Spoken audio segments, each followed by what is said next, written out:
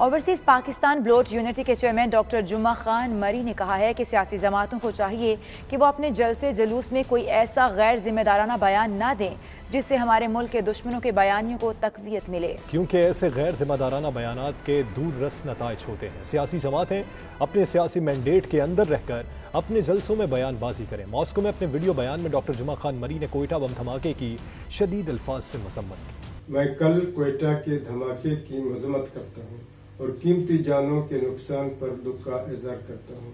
بلوچستان میں سیکیورٹی کی صورتحال کافی بہتر ہو گئی ہے اور عنقریب اس طرح کی کارروائیاں بھی ہمارے سیکیورٹی فورسز کنٹرول کر لیں گی۔ دہشت گردی کے خطرے کے باوجود بھی حکومت نے کل کے جلسے کو فول پروف سیکیورٹی فراہم کی ہے اور لوگوں کی جان و مال کا تحفظ کو یقینی بنایا ہے۔ اس میں تمام قانون نافذ کرنے والے اداروں کو مبارکباد پیش کرتا ہوں۔ ہمارے دشمن نے ہمیں ہر وقت فوکس کیا ہوا ہے۔ ہم اپنے سیاسی جلسے جلوسوں میں کوئی ایسا غیر ذمہ دارانہ بیان نہ دیں جس سے ہمارے ملک کے دشمنوں کے بیانات کو تقویت ملے، کیونکہ ایسے غیر ذمہ دارانہ بیانات کے دور رسر نتائج ہوتے ہیں۔ سیاسی جماعتیں اپنے سیاسی مینڈیٹ کے اندر رہ کر اپنے جلوسوں میں بیان بازی کریں۔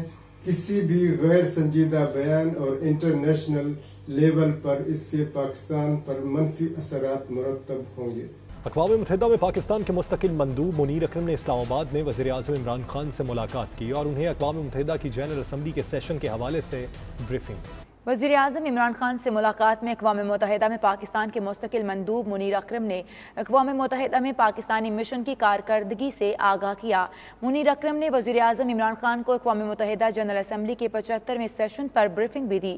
وزیر اعظم عمران خان نے مسئلہ کشمیر اور مقبوضہ کشمیر میں بھارتی ظلم و ستم کو اجاگر کرنے کے حوالے سے پاکستانی مشن کی کاوشوں کو سراہا۔ انہوں نے پاکستان کی اقوام متحدہ جنرل اسمبلی کے مختلف فورمز پر پاکستان کی نمایاں نمائندگی پر اطمینان کا اظہار بھی کیا۔